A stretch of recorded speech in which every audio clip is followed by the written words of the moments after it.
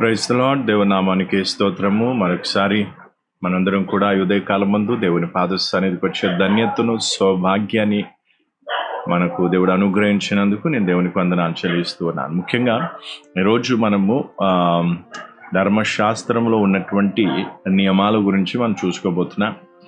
అంతకుముందు 2 పాయింట్స్ అనేది మనం చూసుకున్నాం. అందులో సంబంధించిన కొన్ని విషయాలు చూసాం. ఇప్పుడు 3వ దాని గురించి నేను మీకు వివరించబోతూ ఉన్నాను. 3వది ఏంటంటే సూచనలు, అంటే సైన్స్, అంటే గుర్తులు. ఏంటి ఆ గుర్తులు అనేది అక్కడ మనం చూస్తే హెబ్రీయులకు దేవుడు ఇచ్చినటువంటి గుర్తు, అంటే వాళ్ళు ఫలానా లేదా వాళ్ళు ప్రత్యేకించబడిన వాళ్ళు లేదా ఫలానా అనేసి వాళ్ళకు కొన్ని గుర్తులు అనేది దేవుడు వారికి ఇచ్చి ఉన్నాడు. ఆ క్రమాన్ని, ఆ పద్ధతిని మనం అక్కడ చూడబోతున్నాం. అందుకే ఇక్కడ మొదటిది ఏంటంటే ప్రతి ఒక్క మగ శిశువు సున్నతి పొందుట తప్పనిసరి అన్నట్టు. ఇది ఒక గురుతు. అంటే ఈ యొక్క సున్నతి అనేది ఏంటంటే ఒక ప్రత్యేకించబడిన వారు అంటానికి ఒక గురుతు అది. కాబట్టి ఇక్కడ మనం చూసినట్లయితే దీనికి సంబంధించిన కొన్ని వచనాలు మనం చదువుకొని మనం ముందుకు వెళ్దాం. ఆదికాండం 17వ అధ్యాయంలో మనం చూసినట్లయితే 12వ వచనాన్ని, ఆదికాండం 17:12 ఇక్కడ మనం చూసినట్లయితే 8 దినముల వయసు గలవాడు అనగా నీ ఇంట పుట్టినవాడైనను నీ సంతానము కానీ అన్యుని యొద్ద వెండితో కొనబడిన వాడైనను మీ తరములలో ప్రతి మగవాడు మీలో సున్నతి పొందవలెను. ఈ సున్నతి అనే దానికి దానికి ఏంటంటే ఇక్కడ దాని మీనింగ్, అంటే సున్నతి అంటే ఏంటి అనేది కూడా ఇక్కడ మనం చూసినట్లయితే గోప్యాంగ చర్మమును సున్నతి పొందవలను. తర్వాత అది నాకు నీకు మధ్యనున్న నిబంధనకు సూచన. ఇదొక సూచన అన్నట్టు, ఇదొక గుర్తు, ఒక గుర్తు అది.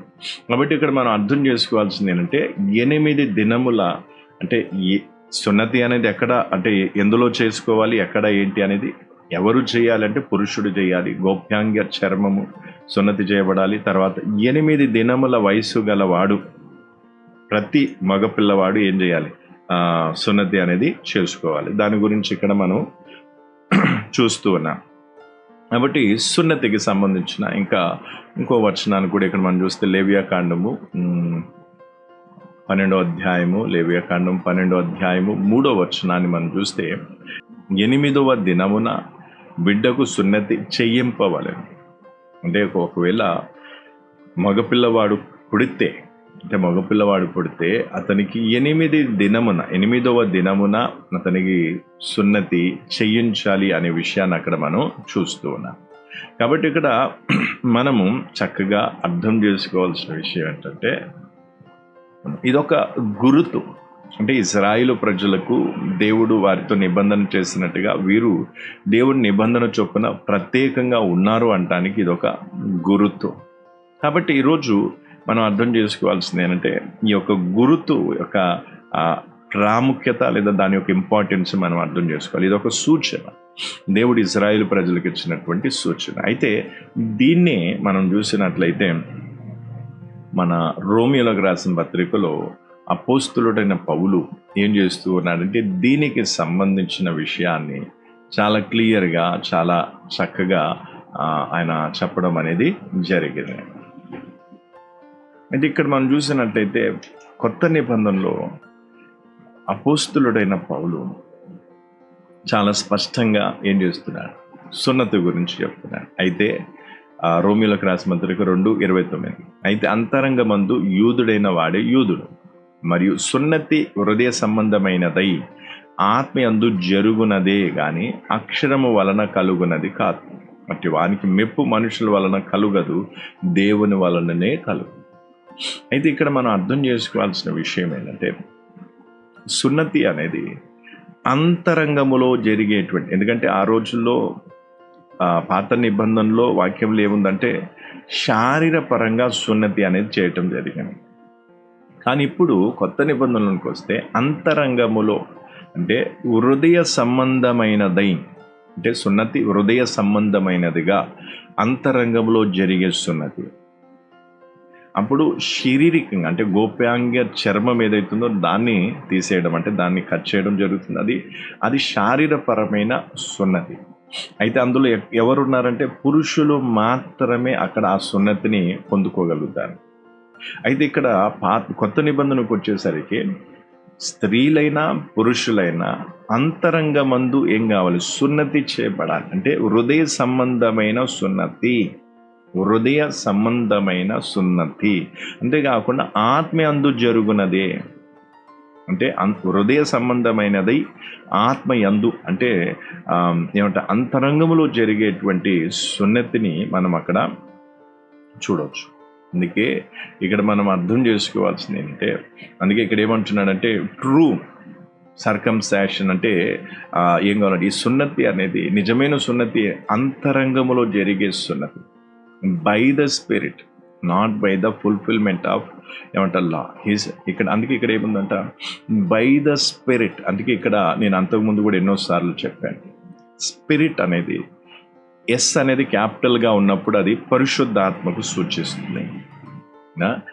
ఒకవేళ ఎస్ అనేది స్మాల్గా ఉంటే అది మానవుని ఆత్మకు లేదా ఇతర ఆత్మకు అది సూచిస్తుంది. కాబట్టి ఇక్కడ ఈ అంతరంగ ఏదైతే సున్నతి ఉందో ఆ అంతరంగ సున్నతి అనేది ఎవరి వల్ల జరుగుతుందంటే ఆత్మయందు, అంటే పరిశుద్ధాత్మ ద్వారా ఆ ఒక సున్నతి అనేది అంతరంగములో సున్నతి చేయటం అనే పని పరిశుద్ధాత్మ ద్వారా జరిగే పని.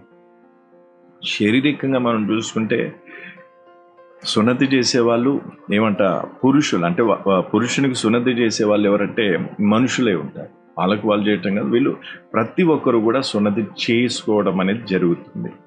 పురుషులు ఏమంట సున్నతి చేసేటప్పుడు మనుషులు ఆ సున్నతిని చేయటం అనేది జరుగుతుంది.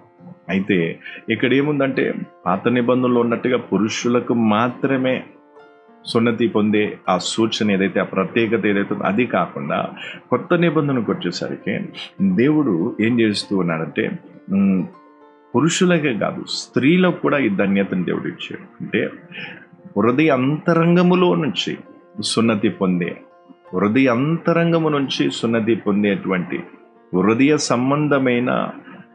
సంబంధమైన ఏదైతే సున్నతి ఉందో అది హృదయ సంబంధము, అంతరంగములో ఉన్నటువంటి సున్నతి, అంతరంగమందు చేయబడినటువంటి సున్నతి.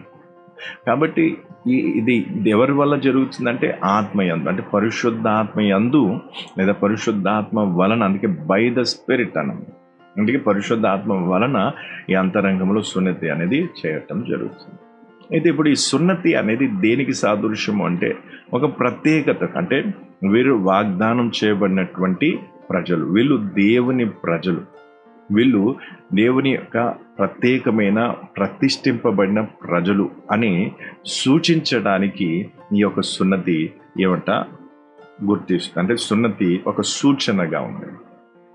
అందుకే ఈరోజు అర్థం చేసుకోవాల్సింది అంటే పాత నిబంధనలో ఉన్నటువంటి సున్నతి ఏదైతే ఉందో, అందుకే ఇక్కడ ఏమంటారు పాత నిబంధనలో ప్రతి మగ శిశువు సున్నతి పొందటం అనేది తప్పనిసరి. అయితే కొత్త నిబంధనలో కూడా మనం చూస్తే మగ శిశువే కాదు, ప్రతి స్త్రీ పురుషులు విశ్వాసంలోకి వచ్చి క్రీస్తుని నమ్ముకున్న ప్రతి ఒక్కరూ కూడా సున్నతి పొందటం అనేది తప్పనిసరి. అయితే ఈ సున్నతి అనేది ఏంటి అంటే శరీరపరమైనది కాదు, ఆత్మలో ఏమంట అంతరంగంలో హృదయ సంబంధమైన సున్నతి. ఈ సున్నతి స్త్రీలు పురుషులు ఇరువురు కూడా ఈ సున్నతి పొందుకోవచ్చు. ఇది ఎవరి వలన చేయబడుతుందంటే పరిశుద్ధాత్మ వలన ఈ సున్నతి అనేది జరుగుతుంది. ఆ మాలిన్యం లేదా ఆ ఒక ఏదైతే అపవిత్రత ఉందో దాని నుంచి సున్నతి పొందటం. దీన్ని ఇంకా మనం లోతులో చూసుకుంటే చాలా విషయాలు ఉన్నాయి. కానీ ఇక్కడ ఒక్క విషయం అర్థం చేసుకోవాలి ప్రతి సిస్టర్ బ్రదర్. ఈ కొత్త నూతన దినములో ప్రతి ఒక్క సిస్టర్ బ్రదర్ గుర్తుపెట్టుకోవాల్సింది ఏంటంటే సున్నతి అనేది కంపల్సరీ, తప్పనిసరి. కాబట్టి ఈరోజు నువ్వు సున్నతి చేయబడ్డావా? హృదయ సంబంధమైన సున్నతి, అంతరంగములో జరగవలసిన సున్నతి, పరిశుద్ధాత్మ ద్వారా జరగవలసిన సున్నతి అనేది నీకు జరిగిందా? ఒకవేళ జరగకపోతే నువ్వు అపవిత్రమైన వ్యక్తివి. నీవు ఆయన వాగ్దానమునకు కానీ ఆయన యొక్క రాజ్యమునకు కానీ యోగ్యమైన వ్యక్తివి కాదు. ఎందుకంటే ఆ మలీనం నీలో ఉండిపోయింది, ఆ పవిత్రత అనేది నీలో నిలిచి ఉంది. అందుకే ఈరోజు పరిశుద్ధ ఆత్మదేవుడిని అడగాలి, ప్రభువా నాకు సున్నతి కావాలి, నాకు సున్నతి చేయి. నాలో నా అపవిత్రత, మాలిన్యం ఏదైతుందో అదంతా కూడా తీసివేయమని దేవుడిని బ్రతిమలాడినప్పుడు దేవుడు మనని కనికరించి, మనని దర్శించి, మనకు ఆత్మ సంబంధమైన సున్నతి చేయుటకు ఆయన ఇష్టపడతారు. కాబట్టి ఈరోజు చాలామంది సున్నతి చేయబడ్డారా లేదా అనటానికి చాలా విషయాలు, చాలా గుర్తులు, చాలా సూచనలు అనేవి మనకున్నాయి. కాబట్టి మనం ఆ కోణంలో పోకుండా సున్నతి అంటే ఏంటి? సున్నతి ప్రతి పురుషుడు మాత్రమే, పాత నిబంధన ప్రకారం చూస్తే పురుషుడు మాత్రమే, మగ శిశువు మాత్రమే చేసుకోదగిన విషయం. అది గోప్యాంగ చర్మమును ఏం చేయాలి? తీసివేయాలి, అందులో కట్ చేయడం జరుగుతుంది. అయితే అక్కడ అది జరుగుతుంది. కాబట్టి ఎప్పుడు అంటే 8 దినముల. కాబట్టి ఇక్కడ మనం అర్థం చేసుకోవాల్సిన విషయం ఏంటంటే, కొత్త నిబంధనకు వచ్చేసరికి పురుషులు మాత్రమే కాదు, స్త్రీలు పురుషులు ఇరువురు కూడా సున్నతి చేసుకోవచ్చు.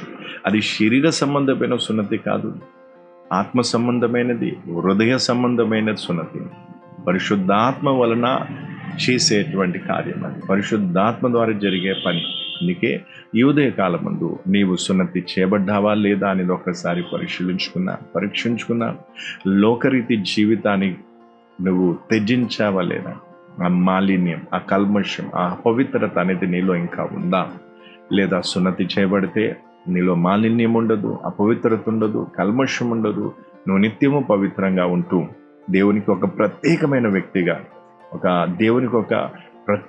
వ్యక్తిగా ఉంటూ రోషం కలిగి దేవుని విషయంలో నువ్వు జీవిస్తాను. కాబట్టి ఈ విషయాన్ని ఒకసారి మీరు పరిశీలించండి, ప్రార్థించండి. సమయం ఎక్కువగా లేదు. సున్నతి లేని ఏ సిస్టర్ అయినా, బ్రదర్ అయినా, వాళ్ళు క్రైస్తవులే కావచ్చు, బాప్టిజం తీసుకుని ఉండొచ్చు, పరిశుద్ధాత్మ పొంది ఉండొచ్చు, కానీ సున్నతి లేకపోతే వారు మరణానికి యోగ్యులు. అందుకే వాక్యం తేటగా చెప్తుంది, సున్నతి లేని ఎవరు కూడా దాంట్లో కానాన్ దేశంలో ప్రవేశించడానికి వెళ్ళారు. అందుకే సున్నతి చేయటం అనేది జరిగింది. తర్వాత ప్రతి ఒక్కరు సున్నతి పొందని ప్రతి ఒక్కరు మరణానికి యోగ్యులు, నిత్య నరకానికి పాత్రలు. అందుకే సిస్టర్ అయినా, బ్రదర్ అయినా, ఈ ఉదయకాల ముందు సున్నతి చేయబడ్డావా లేదా పరిశీలించుకో, ప్రార్థించు. ప్రభు మిమ్మల్ని దీవించును గాక. తండ్రి, ఈ మాటలు ఒక్కొక్కరు వినటమే కాదు, దీని యొక్క తీవ్రతను అర్థం చేసుకొని దీని ప్రకారంగా స్పందించుటకు సహాయించు. అవును తండ్రి, మాలో ఉన్న ప్రతి సిస్టర్, బ్రదర్, ప్రతి ఒక్కరు కూడా హృదయ సంబంధమైన అంతరంగమందు అయ్యా మరి నీ పరిశుద్ధాత్మ వలన సున్నతి పొందుటకు సహాయించు. కనికరించు. నాకు మాకందరికీ నీ కృపనివ్వమని ప్రభువు సహాయం చేయండి. యేసుక్రీస్తు నామములో అడిగి వేడుకొంచున్నాను తండ్రి. మన ప్రభు త్వరగా రాని ఉన్నాడు. మరణాత.